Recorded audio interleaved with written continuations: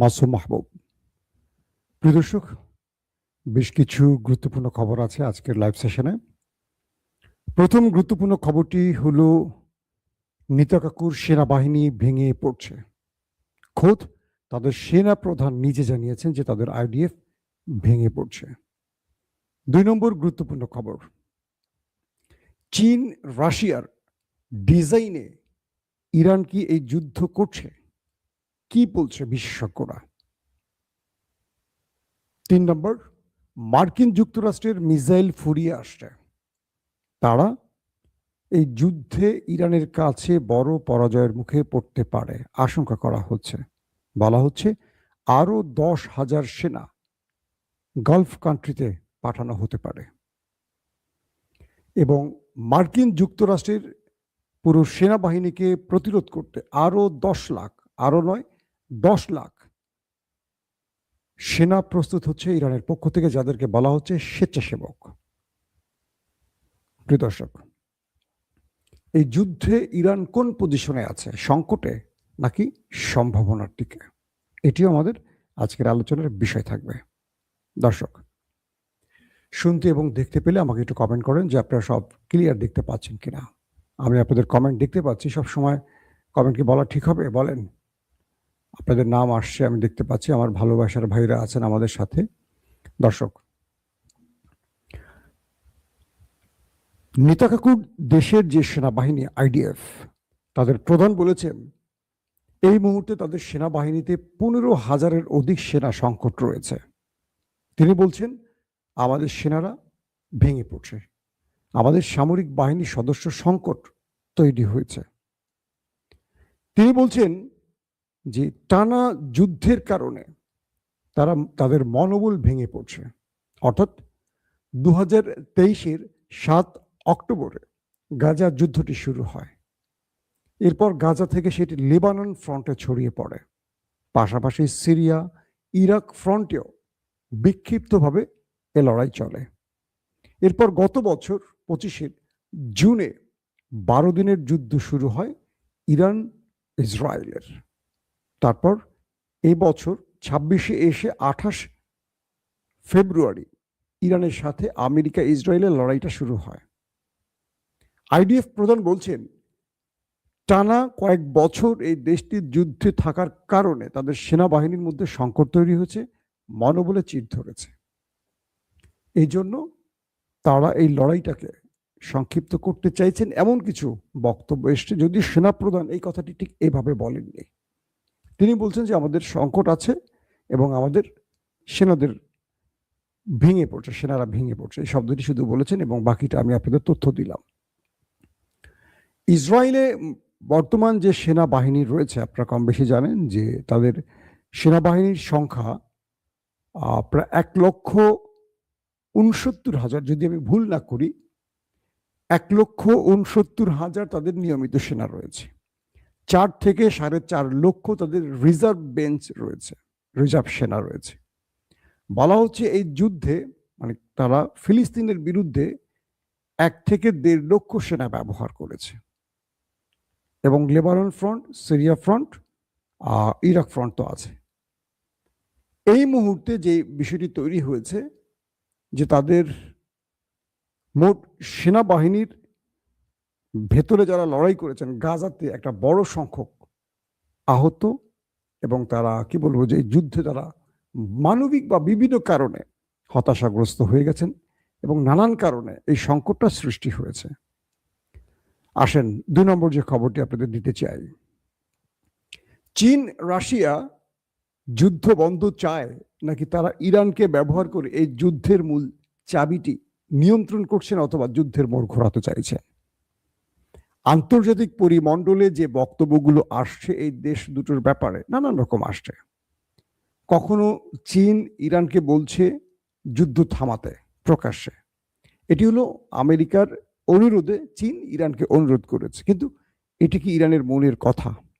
আসেন, বর্তমান সময়ে যে সমস্যাটি তৈরি হয়েছে সেটি হলো আমেরিকার অস্ত্র সংকট তৈরি হয়েছে। একদিকে তাদের যুদ্ধ বিমান অনেকগুলো ভূপাতিত হয়েছে, জানেন আপনারা, তাদের রাডার সিস্টেম ধ্বংস করে ফেলেছে, তাদের প্রতিরক্ষা ব্যবস্থা ধ্বংস হয়েছে, সেটা প্যাট্রিয়ট কিংবা থার্ড। এবং ইরানের বিরুদ্ধে ইসরায়েল এবং আমেরিকা যে পরিমাণ মিসাইল হিট করেছে, প্রথম দিনই তো তারা 200 যুদ্ধ বিমান দিয়ে আমেরিকা হিট করেছে। তো বিশাল সংখ্যক মিসাইল হিট হয়েছে ইরানের মধ্যে। সংখ্যাটি বলা হচ্ছে এরকম যে আমেরিকা 850টি মিসাইল ব্যবহার করেছে ইরানের বিরুদ্ধে। আমেরিকা 850টি মিসাইল, দুঃখিত, 850টি টোমাহক মিসাইল, সব মিসাইল না, সব মিসাইলের সংখ্যা আরো অনেক বেশি। যে ভয়ঙ্কর মিসাইলটির কথা বলি, টোমাহক দানবীয় মিসাইল, সেই আমেরিকা টোমাহকই ব্যবহার করেছে 850টি ইরানের বিরুদ্ধে।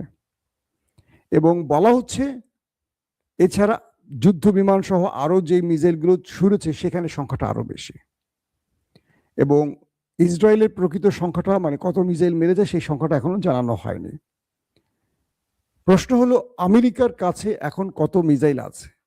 কিছু কিছু মাধ্যম বলছে ইরানের সাথে আর 1 থেকে 1.5 মাস যুদ্ধ কোনো রকম চালাতে পারবে আমেরিকা।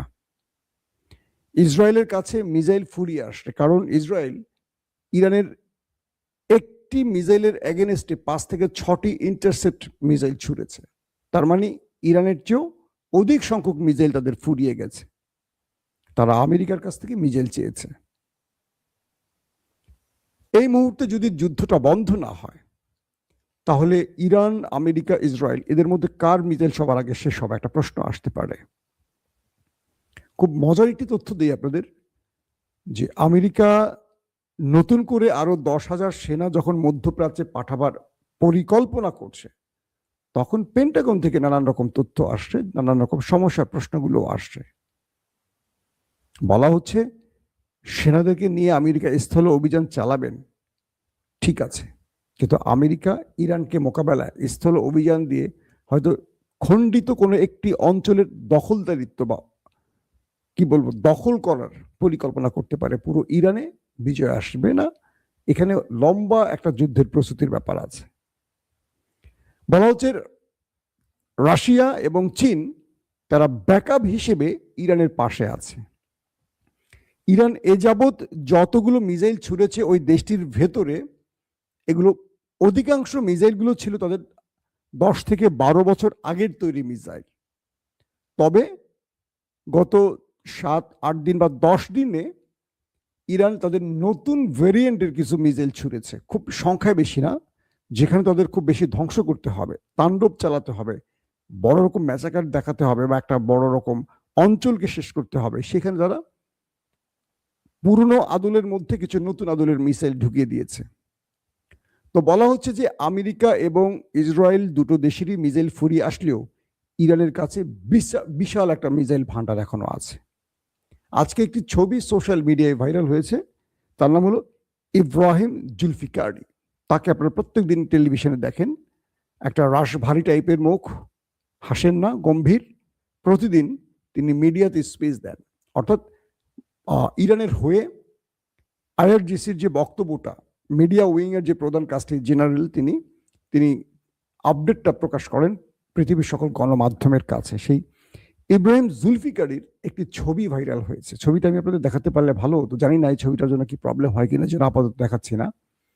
তিনি একটি সড়কে সেলফি স্টিক হাতে নিয়ে আর আরেক হাতে সফট ড্রিঙ্কস খাচ্ছেন। এক হাতে তার সেলফি স্টিক, এইভাবে তিনি ধরে, আমি একটু দেখাচ্ছি আপনাদেরকে ছবিটা, এইভাবে সেলফিটা মানে সেলফি স্টিক ধরে তিনি ছবি তুলতেছেন, আর এক হাতে এই বাঁ হাত আর ডান হাতে তিনি ড্রিঙ্কস খাচ্ছেন। পেছনে দেখা যাচ্ছে অনেকগুলো ট্রাক ভর্তি মিসাইল, এবং একটি মিসাইল সড়ক থেকে উপরে উড্ডয়ন, মানে ইসরায়েলের উদ্দেশ্যে ছড়া হচ্ছে ব্যাকগ্রাউন্ডে। বিভিন্ন ফ্যাক্ট চেকিং প্রতিষ্ঠান বলছে ছবিটি এআই না, এটি রিয়েল। অর্থাৎ ইরানের যিনি সেনাবাহিনীর মুখপাত্র, তিনি প্রকাশ্যে ইরানের সড়কে এসে মিসাইল বিস্ফোরণের সময় তার পেছনে ট্রাক ভর্তি ইরানের মিসাইল, আর একটি ছড়া হচ্ছে নেতাকাকুর বাড়িতে, আর তিনি সেলফি স্টিকে ছবি তুলছেন আর ড্রিঙ্কস পান করে বোঝাচ্ছেন এই ছবি দিয়ে, দেখো আমেরিকা বা দেখো আমাদের শত্রু, পর্যাপ্ত মিসাইল আমাদের আছে। ইরানের গণমাধ্যমগুলো বলছে যে তাদের কাছে পর্যাপ্ত মিসাইল আছে, এখনো মূল ভান্ডারে হাতই দেয় না ইরান। সত্য কি মিথ্যা আমি জানি না, ইরান যেটা দাবি করছে সেটা আপনাদের বলছি। সত্যতার ব্যাপারে কিছু মানে কি বলবো যে অ্যাজাম্পশন করা যেতে পারে। কি রকম সেটা, ইরান প্রতিদিনই যে হারে মিসাইল মারছে এবং দিনকে দিন যে ভয়ঙ্কর আকারে মারছে, তাতে করে মনে হচ্ছে তাদের মিসাইল ফুরিয়ে যায়নি, বরং আরো অনেক আছে, কারণ যুদ্ধের এখনো মূল ফ্রন্টে প্রবেশ করার মুহূর্তে তারা। তো এখন তারা যে হারে মিসাইলগুলো মারছে, গত 4 দিনে সিরিজ ডিমোনা থেকে শুরু করে তেল আবিবকে যে পরিমাণ হিট করছে একদম সারা রাত ধরে, তার মানে পর্যাপ্ত মিসাইল ইরানের হাতে আছে। তো এই ধারা মানে ইরানের বক্তব্যের সাথে এটা একটা সত্যতার প্রমাণ পাওয়া যায়, কারণ ইরান জানে যে তাদের লম্বা সময় যুদ্ধ করতে হবে। এখন কি তারা মিসাইল শেষ করবে? না। পাশাপাশি এটি বলা হচ্ছে যে ইরানে ফুল টাইম এখন মিসাইল তৈরি হচ্ছে, একদিকে তারা মিসাইল মারছে, একদিকে তৈরি হচ্ছে। মার্কিন যুক্তরাষ্ট্রের মিসাইলগুলো তৈরি করতে অনেক সময় লাগে, বহু সময় লাগে। ধরেন একটা মিসাইল বানাতে যদি মার্কিন যুক্তরাষ্ট্রের 2 মাস লাগে, ইরানে সেটা লাগে 2 দিন। সাপোজ উদাহরণ দিলাম, তাহলে 2 মাস আর 2 দিনের 60 দিন আর 2 দিন, তার মানে ওদের চেয়ে 60 দিন আমেরিকা লাগলে ওদের লাগবে 2 দিন। ওর 2 দিন এগিয়ে থাকছে, খরচও বেশি। তো ইরান কৌশলে তাদেরকে প্রচুর পরিমাণ খরচ করিয়ে দিয়েছে। একটা 2 লাখ টাকার মিসাইল মারতে তারা ধরেন কথার কথা 2 কোটি টাকা খরচ করতেছে। বিষয়টা কি বুঝতে পারছি? 2 লাখ টাকার জায়গায় 2 কোটি টাকা। তো এভাবে ওদেরকে চাপে ফেলছে। তো বলা হচ্ছে যে চীন রাশিয়ার একটা ডিজাইনে এই যুদ্ধটা ইরান যে খেলাটা খেলছে, সেটি হলো তারা এই দুটো দেশের প্রচুর মিসাইল ফায়ার করিয়েছে। তারা এই দুটো দেশের মূল্যবান মিসাইলগুলোকে ইন্টারসেপ্টরে ঢুকিয়ে শেষ করিয়েছে। আর এই সময়টা ইরান যে কাজটি করেছে, তারা তাদের কম দামি মিসাইলগুলো মেরেছে। অর্থাৎ আমেরিকা এবং ইসরায়েল তাদের বড়ত্ব বা শক্তিমত্তা বা পরাশক্তি দেখাবার জন্য প্রথমেই তারা প্রচুর শক্তি ব্যয় করেছে, যে এই সময়টা ইরান তাদের ক্ষুদ্র শক্তি ব্যবহার করেছে। অর্থাৎ একসাথে 100 ছোট মিসাইল বা দুর্বল মিসাইল মেরেছে, সঙ্গে 5টা মেরেছে মূল্যবান মিসাইল। আর 105টা হয়ে গেল। 105টার জন্য তারা 3টা 4টা করে যদি একটার জন্য ইন্টারসেপ্টর করা হয়, মানে মিসাইল মারা হয়, তাহলে ধরেন ওরা 105টা মারলে ওরা 500টা মেরেছে। তো ইরান এইভাবে ওদেরকে, বা ওরা 500 রান হোক 300টাও মেরেছে ইরানের 100টা ঠেকাবার জন্য। তো ইরানের যেখানে গেছে একটার জন্য 2 লাখ, ওদের তাহলে যোগ করেন কত টাকা হয়। তো এইভাবে এই ডিজাইনটা ইরান করেছে যে প্রথম দিকে শত্রুকে বোঝাবো যে আমাদের শক্তি খুব বেশি নেই, আমরা এই দুর্বল মিসাইলেরই মালিক। আর তখন শত্রু কি মনে করবে যে অল্প সময় ওদেরকে আমরা দোলে মুচড়ে দেওয়ার জন্য শক্তিটা একসাথে ব্যবহার করি, একসাথে সব কার্ড খেলে দেই, তারপর আমরা আমাদের পক্ষে সব নিয়ে আসবো খেলা। অর্থাৎ 10 দিনের মধ্যে খেলা শেষ। আমেরিকা ইসরায়েল এই ফরম্যাটে খেলতে গেছে। ইরান এখন তার শক্তি বৃদ্ধি করছে, কিন্তু এখন আমেরিকা ইসরায়েলের ইন্টারসেপ্টর ফুরিয়ে আসছে। তারা ঠিক মতো, আপনারা দেখতেছেন, ডিমোনাকে হিট করছে, কিচ্ছু করতে পারেনি। তেল আবিব হিট হচ্ছে, কিচ্ছু করতে পারেননি। তো এই পরিস্থিতিটা তৈরি করে ফেলেছে এই নতুন একটা যুদ্ধ কৌশল ইরান তৈরি করছে, যেটা বলা যায় আমেরিকা ইসরায়েল ফাঁদে পড়ে গেছে। এখন ট্রাম্প এই যুদ্ধটা বন্ধের জন্য নানান রকম পায়তারা করছে। প্রথমে 48 ঘন্টার আলটিমেটাম, 5 দিনের আলটিমেটাম, আজকে দিয়েছে 10 দিন, আরো 10 দিন ইরানকে সময় দিয়েছে, অথচ ইরান সময় চায়নি। কেন ট্রাম্প 10 দিন সময় ইরানকে দিল? কয়েকটা বিষয় আসতে পারে। এক, ট্রাম্প যুদ্ধের কৌশলে কোনো পরিবর্তন আনতে চাইছেন যেখানে তার সময় লাগবে। 2, সত্যিকার অর্থে ইরানকে সময় দিচ্ছে যাতে করে ইরান এই 10 দিনের মধ্যে মার্কিন যুক্তরাষ্ট্র তার দূতগুলোকে ব্যবহার করে, দুতিয়ালির জন্য বা বিভিন্ন রাষ্ট্রকে ব্যবহার করে ইরানকে বোঝাতে সম্মত হয় যুদ্ধবিরতির জন্য। ইরান যেন অ্যাটলিস্ট আমেরিকার ক্ষেত্রে একটু সহনশীল হয়, এমন একটা ধারণা তাদের থাকতে পারে।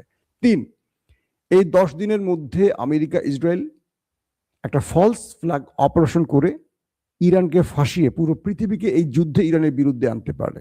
আমি আজকে প্রথম সকালের ভিডিওতে বলেছি ফলস ফ্ল্যাগ হওয়ার টার্গেট কি হতে পারে। 1, মক্কা মদিনা। মক্কা মদিনা একটা হিট হবে শত্রু পক্ষ থেকে, আর নাম দেয়া হবে ইরান। এবং সৌদি আরব সবাই বলে এটা ইরান করছে, ইরান করছে। কারণ সৌদি আরব যদি আমেরিকার পাতা ফাঁদে পা দেয় আর ইরানের বিরুদ্ধে লোক হয়, তাহলে সৌদি আরব তার গণমাধ্যম দিয়ে এটি বলবে যে এটা ইরান করছে, এই ইরানের খণ্ডিত মিসাইলের অংশ পাওয়া গেছে, এটা সেটা। হে মুসলিম বিশ্ব সবাই এক হও, হে পাকিস্তান আসো তোমার পারমাণবিক নিয়ে, হে বাংলাদেশ আসো, মালয়েশিয়া ইন্দোনেশিয়া সব আসো, আমার খানা কাবায় হামলা করেছে ইরান। এই একটা ফলস ফ্ল্যাগের প্ল্যান। আরেকটা ফলস ফ্ল্যাগের প্ল্যান আছে মসজিদুল আকসা। নেতাকাকু মারবে সেখানে, মেরে সেটা ধ্বংস করবে থার্ড টেম্পলের জন্য, আর নাম দিবে ইরান সেখানে হিট করেছে মসজিদুল আকসায়। সৌদি আরব বা আরব আমিরাত বা আদার্স মুসলিম দেশগুলো মুসলিম বিশ্বকে কল করবে আসো ইরানের বিরুদ্ধে। তো এরকম করে অনেক রকম ফলস ফ্ল্যাগ। আবার আমেরিকা তো হতে পারে 9/11-এর মতো, টুইন টাওয়ার হামলার মতো বড় কোনো টার্গেটে অ্যাটাক। তো এইরকম বড় রকম পরিকল্পনা নিয়ে ইভেন পাকিস্তানও হামলা হতে পারে, পারমাণবিক দেশ পাকিস্তানে। তো নানান রকম পরিকল্পনা নিয়ে ফলস ফ্ল্যাগের অপারেশন আছে। অর্থাৎ ইরানের বিরুদ্ধে আমেরিকা ইসরায়েল একটা গ্রুপকে চাচ্ছে যুদ্ধে টেনে আনতে, মুসলিম বিশ্বের একটা বড় শক্তিকে টেনে আনতে চাচ্ছে, কারণ তারা পোষায় উঠতে পারছে না বা ইরানের সাথে পারছে না। তো এই জায়গাটায় একটা সময় ক্ষেপণ হতে পারে। দর্শক, আরেকটি খবর, মার্কিন যুক্তরাষ্ট্রের ভাইস প্রেসিডেন্ট জেডি ভেন্স আজকে নেতাকা করে আচ্ছা রকম ধোলাই করেছে, একদম মানে যা তা বলেছে যে তোমার বক্তব্যে তোমার কথায় আমরা যুদ্ধে এসেছি, তুমি বলছো তোমার কাছে ইন্টেলিজেন্স তথ্য আছে যে আমরা অ্যাটাক শুরু করলে জনগণ রাস্তায় নেমে রেজিম চেঞ্জ ঘটিয়ে দেবে, খমেনি পতন হয়ে যাবে আর পুরো দেশ আমরা কন্ট্রোলে নিব। কোথায়? খমেনিকে মেরে দিলাম, সব মেরে দিলাম, তাদের গুরুত্বপূর্ণ সব লোক শেষ, একটা লোক রাস্তায় নামছে না কেন? পুরো মানে মার্কিন ভাইস প্রেসিডেন্ট জেডি ভেন্স একদম নেতানিয়াহুকে ধরছে ভালো করে, তুমি কিসের আলোকে আমাদের যুদ্ধে নামিয়েছো, তোমার সেই বক্তব্যের সত্যতা কোথায়? একটা ইরানিরা নামছে না, কোন রকম আশ্বাস পাচ্ছি না। নেতানিয়াহু বারবার ইরানিদের বলছে তোমরা নেমে আসো, তোমাদের জন্য এই যুদ্ধ আমরা শুরু করছি, জনগণ আর রাস্তা নামছে না, কারণ জনগণ বুঝে গেছে ইরানিরা তাদের উদ্দেশ্য কি, তারা কেন রেজিম চেঞ্জ ঘটাতে চাইছেন। ইরানের একটা তথ্য আপনাদের দিয়ে রাখি, আল্লাহ চাক আর না চাক, ইরানে আর অন্য গ্রুপ কখনো দাঁড়াতে পারবে না, কারণ আমেরিকা ইসরায়েল তাদের আসল চেহারা দেখিয়ে ফেলেছে।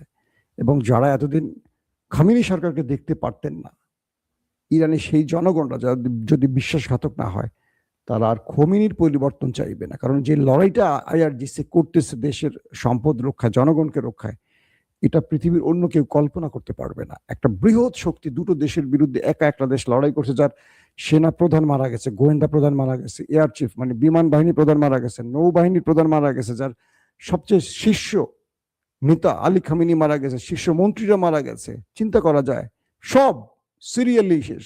সেই দেশটা ওই দুটো দেশের কাছে এক দিনের জন্য, এক সেকেন্ডের জন্য পরাজিত হয়নি, বরং সমান তালে লড়াই করে তাদের পরাজিত করছে। ইরানি জনগণ এটা মোটামুটি বুঝে গেছে তাদের জন্য আসলে কারা শ্রেষ্ঠ বা কাদেরকে রাখা দরকার ইরানি জাতির জন্য। দর্শক, মার্কিন যুক্তরাষ্ট্র গালফ কান্ট্রিতে আরো 10,000 সেনা আনার প্রস্তুতি নিচ্ছে বা এরকম একটি প্রস্তাবনা আসছে।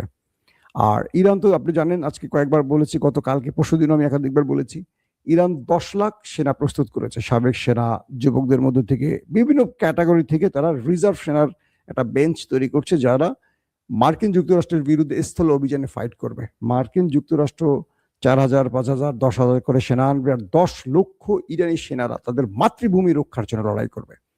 দুটো বিষয় খেয়াল করেন, একটা পক্ষ আসবে দখল করতে যাদের মোরাল কোনো ভিত্তি নেই, বিষয়টা কি আপনারা বুঝতেছেন? একটা পক্ষ আসবে দখল করতে, আগ্রাসন চালাতে, যাদের মোরাল কোনো ভিত্তি নাই। আরেকটা পক্ষ আসবে নিজের দেশকে রক্ষার জন্য। কাদের স্ট্রং ভিত্তি থাকবে, কাদের মনোবল সবচেয়ে বেশি স্ট্রং থাকবে বলেন? তো সেই ইরানি 10 লক্ষ সেনাদের সাথে লড়াই করবে ওই 5,000, 10,000, এটা কি পসিবল আপনারা বলেন? তো এই মুহূর্তে আসলে সবচেয়ে বড় যে প্রশ্নটি তৈরি হয়েছে যে ইরানের কাছে সম্ভাবনা, সবচেয়ে বড় কথা হলো যে ইরানের কাছে যথেষ্ট মিসাইল আছে। ইরান যখনই সংকটে পড়বে, ইরানকে বিশাল মিসাইল ভান্ডার ওপেন করে দিবে চীন, রাশিয়া, কারণ এই যুদ্ধটা চীন রাশিয়ার, ইরানের চেয়ে যতটুকু তার চেয়ে বেশি এদের জন্য। চীন রাশিয়ার পক্ষ থেকে এইটুকু বার্তা ইরান পেয়েছে যে তোমার যখন ভান্ডার শেষ হবে তার আগেই শুধু আওয়াজ দিও বন্ধু। কিন্তু আমেরিকাকে, ইসরায়েলকে কেউ কিছু দিচ্ছে না, না ন্যাটো দিচ্ছে, না ইউরোপ দিচ্ছে, বরং আমেরিকাকে ইউক্রেন থেকে, যেই আমেরিকা ইউক্রেনকে অস্ত্র বিক্রি করেছে রাশিয়ার বিরুদ্ধে, এখন প্রতিরক্ষা ব্যবস্থা চাইতে হয়েছে, দক্ষিণ কোরিয়া থেকে চাইতে হয়েছে, জাপান থেকে চাইতে হয়েছে এই আমেরিকাকে। তার মানে আমরা কি বুঝলাম? এই লড়াইতে জয়ের পথে কারা? আপনি আপনার কমেন্টে অবশ্যই বলবেন। আজকের মতো বিদায় নিচ্ছি, প্রত্যেকে ভালো থাকবেন, আল্লাহ হাফেজ। ওপেন দাইস মানে সত্যকে সত্য বলা, মিথ্যেকে মিথ্যে বলা। আমরা শোনা কথা নয়, চোখে যা দেখি তাই বলি।